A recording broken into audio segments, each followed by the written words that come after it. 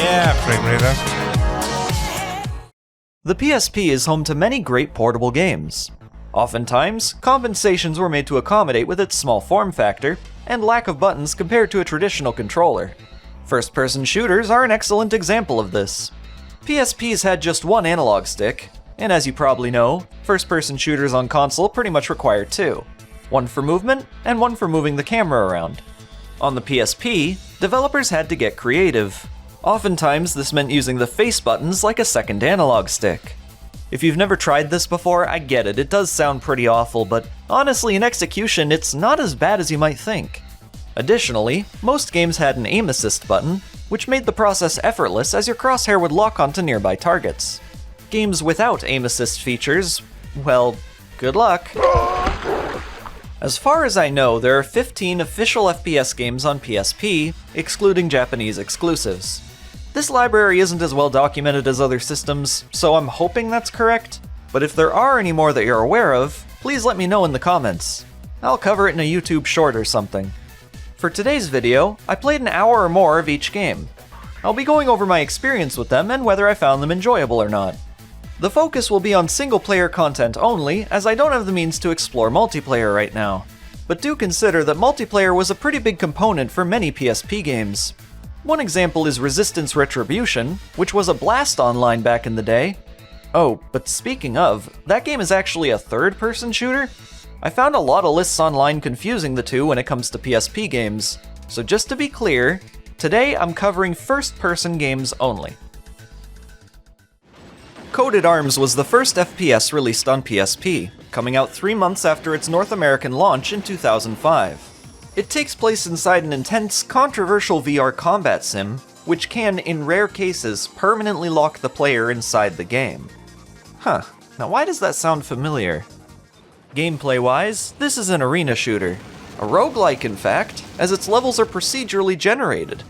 Yeah, really ahead of the curve here.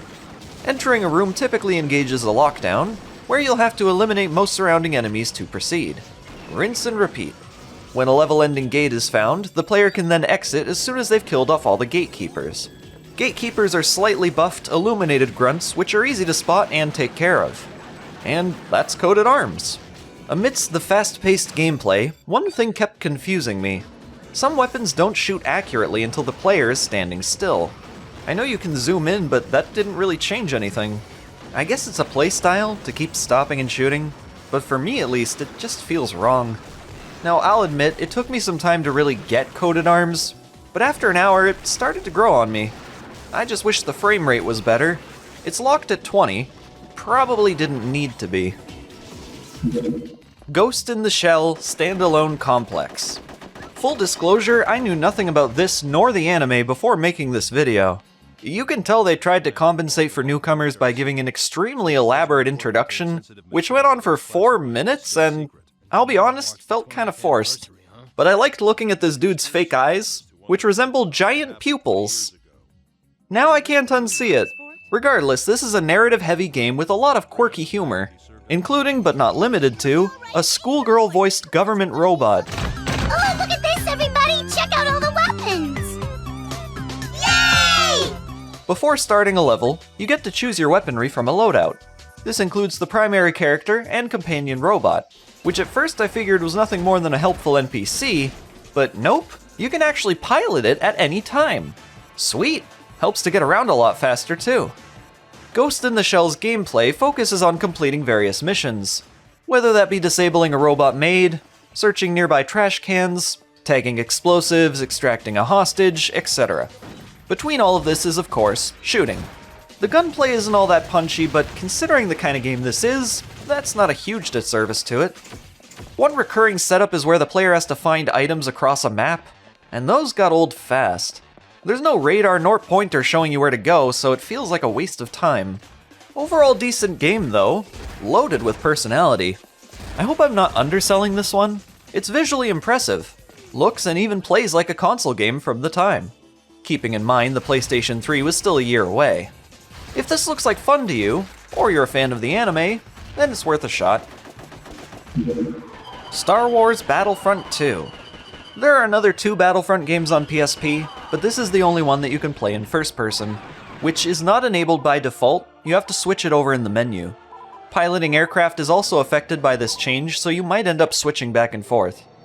In terms of story, there's not much here, if anything beyond the original Star Wars lore.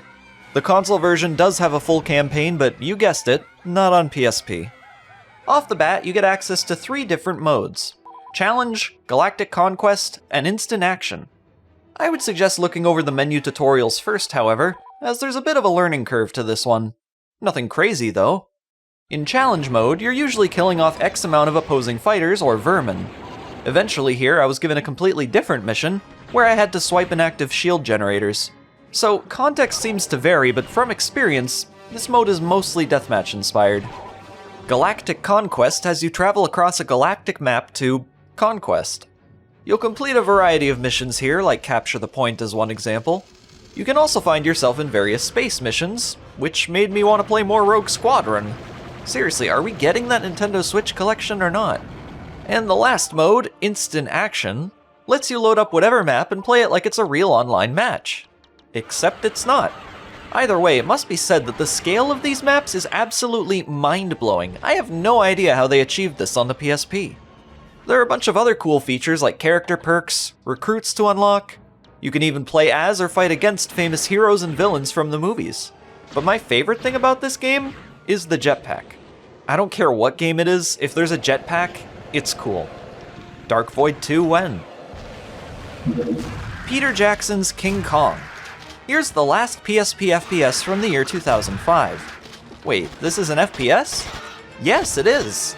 And if you've ever played the console game, you'd know that it's pretty freaking good. But what about its translation to the PSP? Well, first of all, it's a bit of an atypical first-person shooter.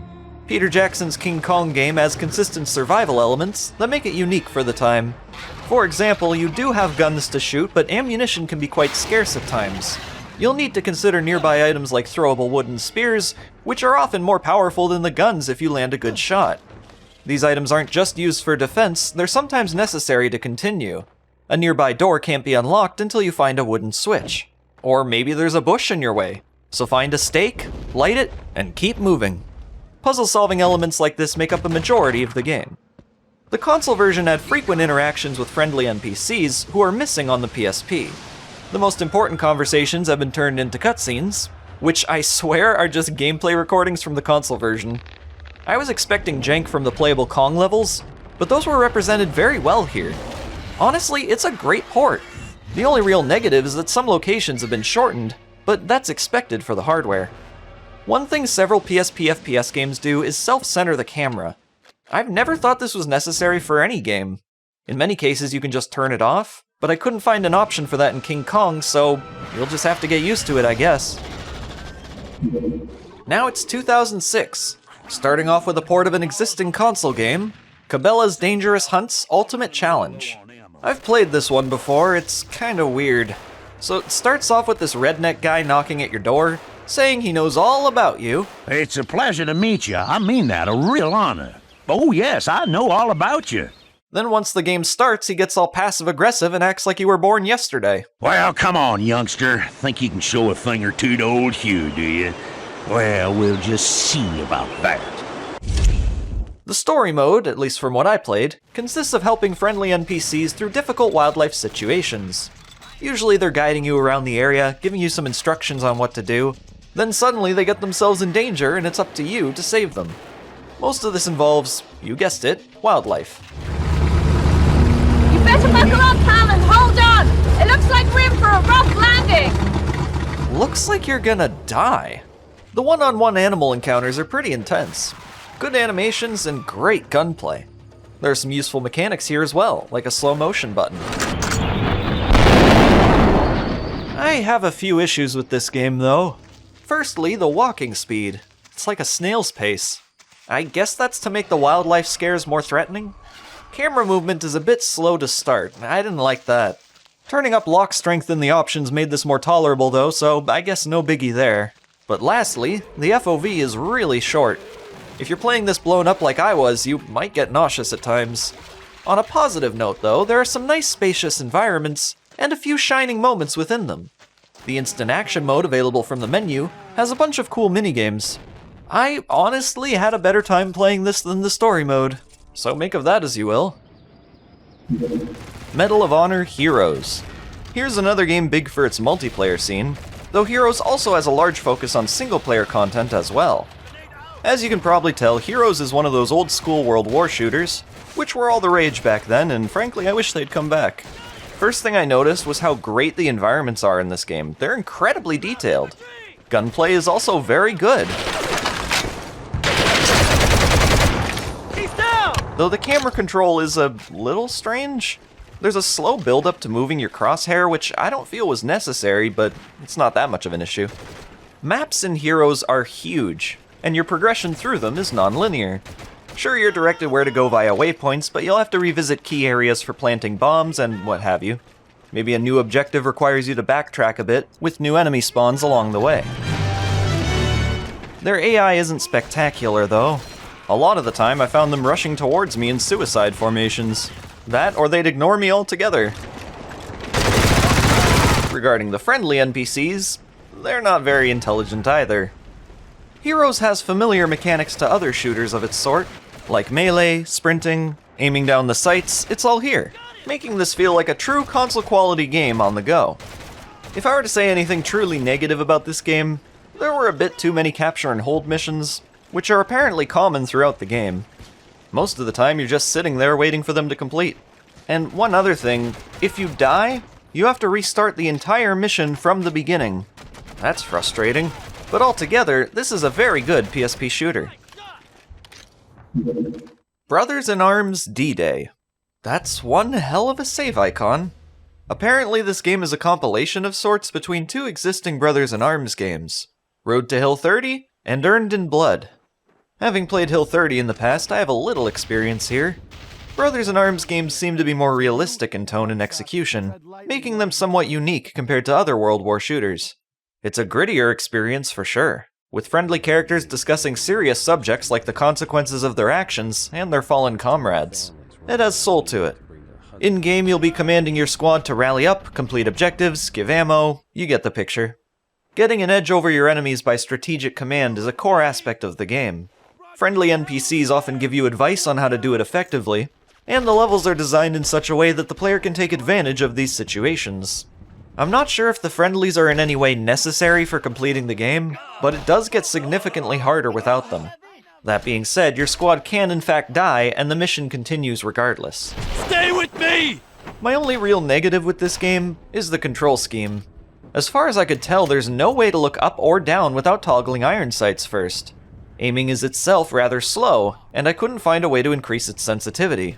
Regarding movement, the player can't strafe without holding a button down. All this together makes the game a bit difficult to get used to. I'm guessing it's set up this way to make better use of squad commands, but a wheel could have fixed this issue. My suggestion if you're looking to play this is to find the PC or console versions it's based on. You'll no doubt have a much better experience there. Squad, fall in! Tom Clancy's Rainbow Six Vegas, the last PSP FPS of 2006. This was one of my first PSP games, so there might be a little rose tinting here. I say that because according to many, this game is bad? I haven't played the console versions, in comparison it probably is, but I enjoyed this back when, and after just now revisiting the game, I get it, but bad isn't the word I'd use. In a nutshell, you play the role of a task force deployed in Las Vegas. Choose your loadout, then get ready to sneak around, rescue hostages, collect intel, and use cool gadgets while exploring Sin City. Well, less exploring, more going from one room to the other. It's all very linear, but there's nothing wrong with that. You'll be switching between characters A and B semi-often during the story mode. For example, character A might need help out of a dangerous situation, so you call in character B who happens to be nearby. Graphically, it's not the most advanced of the bunch, more closely resembling a Nintendo DS game, but I will say I appreciate the saturated colors. The worst quality of this game is its AI, which is frankly laughable. This is especially disappointing considering the neat variety of combat mechanics here. You'll hardly need them as the enemies are just downright pathetic. Ed, that you? Their stupidity certainly gives you an advantage. Unlocking doors and creeping past unsuspecting enemies is effortless. It's when you're face to face that they become a threat. I can't say it's a breeze per se. When they hit hard. so there are times where you'll need to use your brain. If you play this game like it's a cheesy B-movie, I think you'll have a good time with it. Sure, it could have been a lot better, but I refuse to believe people weren't entertained while playing this. It's just a lot of goofy fun. Call of Duty Roads to Victory. It's 2007 and next gen is on the rise. Colors are being muted, and apparently that's a good thing. You know, I completed Roads to Victory back then, but remember almost nothing about it. Even playing it now, I don't recall a thing. So, is this a bad game? Not necessarily, it's just average. The problem is in its level design, feeling terribly claustrophobic as it's built up of mostly corridors. I found myself completely zoning out on occasion from the endless repetitivity, not to mention the depressing choice of colors. Look, I get it's a World War shooter, but Medal of Honor Heroes proves to us that it doesn't have to look like this. The worst aspect of this game, in my opinion, are the long checkpoints. Should you die for any reason, you're gonna have to go back and repeat a lot of gameplay. I don't know why this was the case with so many World War shooters at the time. Look, I don't care for them giving us checkpoints every other minute, but for a lot of these games it can go upwards of 15 minutes without a checkpoint. Do keep in mind, this is a portable system with limited battery life. But hey, there are definitely positives to this game. Each level had at least one interesting set piece and a unique objective to complete. The voice acting isn't bad. Snipers down! Come on, move! A lot of these games have repeating, automated responses, but in this game there's plenty of scripted dialogue, making the game world feel believable and realistic. He's got armor! Break off and flank him! There's a decent selection of weapons to use too, and while the gunplay isn't as punchy as Medal of Honor's, it does its job. Roads to Victory is much faster paced compared to Medal of Honor or even Brothers in Arms, so if you're into the frantic, non-stop action that Call of Duty brings, this might still interest you. Overall, however, in terms of World War shooters, this is the weakest one on PSP. Coded Arms Contagion is a pretty big departure from its predecessor. The in-universe virtual reality program has been completely rewritten, which I believe is the implied reason for the change. This time there's an epic story. Bravo Team is inside the program, and you're tasked by a general to meet up with them. So into the program you go, but something's off. There's a virus corrupting the program. Now you and Bravo Team are stuck inside. Your new objective is to find the Bravo Team and escape. Wait, wasn't this an episode of The X-Files? Well, anyways, as per the gameplay, all that made the original unique, like procedurally generated levels, those are gone. Instead, Contagion is a linear shooter that plays like a since-forgotten PlayStation 2 game. Really, if you've played any sci-fi FPS from that time like Project Snowblind, Area 51, or Mace Griffin Bounty Hunter, you know exactly what to expect here. There are some improvements over the first Coded Arms, like the frame rate and gunplay. These weapons feel much beefier than the original, which was already fine on its own. No more accuracy penalty for movement, thank goodness. But what's up with this pistol's fire rate? Something most seem to hate about Contagion is the hacking minigame. In these, you have to match the one similar number between two rows. And based on what I'm seeing here, you'll eventually have to do 6 of them, one after the other. I wouldn't mind this if it wasn't so common, but you'll end up having to complete one every few minutes. Combine that with the lack of checkpoints, and you'll end up having to redo all of these on death, along with the entire stage thus far. At the time of release, there was an exclusive Coded Arms game being developed for PlayStation 3, but it ended up being cancelled in 2008. If you'd like to see what could have been, there are some videos and screenshots out there. With its cancellation, Contagion ended up being the last Coded Arms game. Perhaps it's for the best. Medal of Honor Heroes 2 is the last PSP FPS of 2007. I remember playing through this a long time ago and really enjoying it. Today, after finally giving the first Heroes a try, I see it as a considerable improvement over its already solid predecessor. Most of these improvements come from its presentation. Weapon sounds were updated, and textures have greater detail. Health now regenerates instead of requiring med packs, but what's better there is up to personal preference. Enemy AI is leagues better than it was before, actually staying still behind cover instead of running all over the place. They tend to show up in unexpected places too, making these encounters more exciting. You're facing greater danger than in Heroes 1. Thankfully though, now there's checkpoints. And while these are pretty separate from one another, it's better than restarting the entire level. Now, it must be said that these environments are far less saturated than in Heroes 1. That's disappointing, considering most of the game otherwise has been refined. Just another sign of the times, I guess. If you decide to play this today, I'd suggest that unexpected Nintendo Wii version. I've tried it before with the Wii Zapper, and that thing really helps with building immersion. Cabela's North American Adventures. This isn't some linear storytelling adventure like the last Cabela game on this list. Instead, this is more of a realistic hunting experience. The plot, if you can really call it that, has two friends appeasing sponsors by engaging in the most interesting hunts, all for a reality TV show.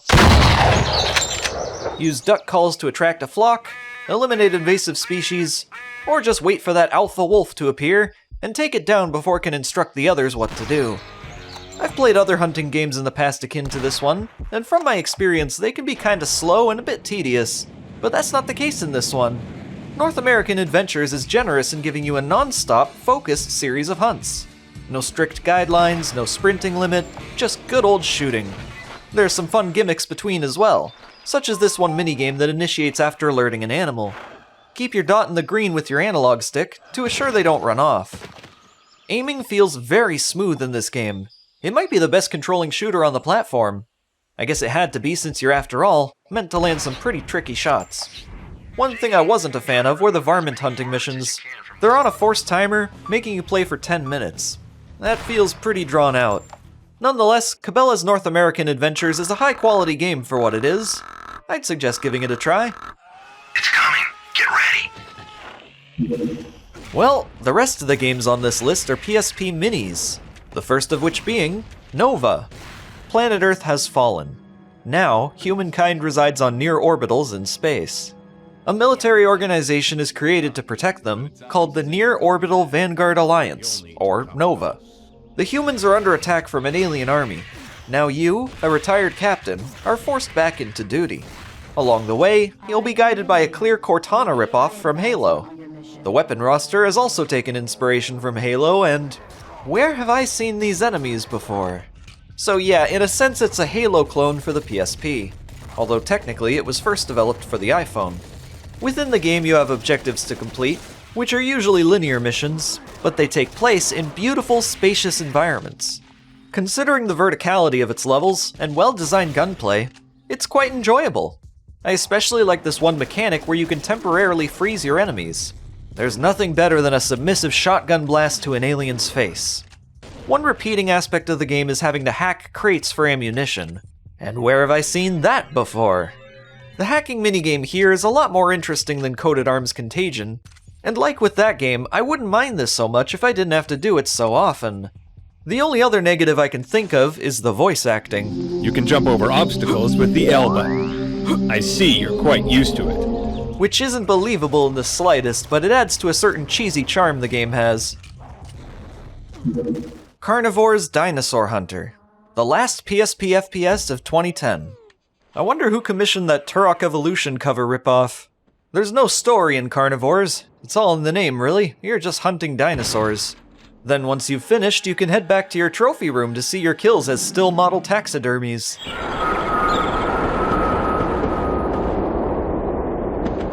What's up with the spooky ambiance here? Am I supposed to feel bad for this? First starting the game, you get access to 2 maps, a pistol, and a limited selection of dinos to hunt. Also binoculars. You only get 1 weapon per map, which you never have to reload, but there is an ammo limit. Once that's been reached, I guess just exit to the menu? Not sure what other choice there is. The goal of any one mission is to hunt a specific type of dino. There are other dinos around to kill, but as far as I know these don't count towards anything.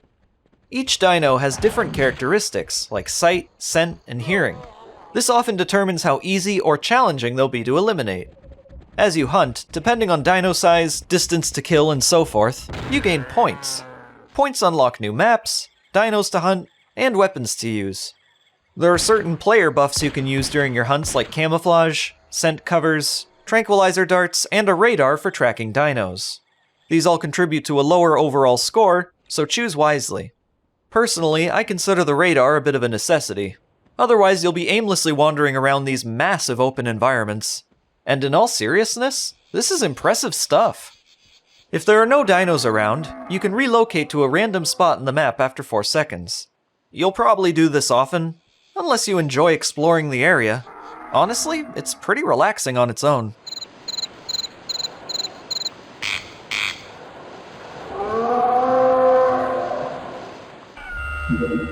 Carnivores Ice Age, the only PSP FPS from 2011, which happens to be the last. It seems like most are unaware of this sequel. I stumbled across it by complete accident. There's not too much to say. It's the exact same game but takes place during the Ice Age. As such, you'll be encountering creatures that are accurate to their time period. There are an awful lot of hills in these maps, most of which you can't climb. This prevents you from reaching many potential targets. I found myself relocating most of the time, which was rather frustrating. It's especially annoying when you're higher up and unable to get a target below you, as the camera refuses to move completely up or down. This was also present in the last game, but it wasn't as much of a problem there. The creatures are far more hostile this time around. Never in Dinosaur Hunter did I get jump scared. If I didn't mention the player deaths yet, yeah, these are pretty fun to see. Each creature has a unique player death animation, some of which just make me laugh. This guy takes CPR to a whole new level. I prefer the last Carnivores game over this one, but Ice Age is still okay. These games might not look like much initially, but there's a surprising amount of depth beneath the surface. Well, those were all 15 first-person shooters on PSP. That I know of anyways.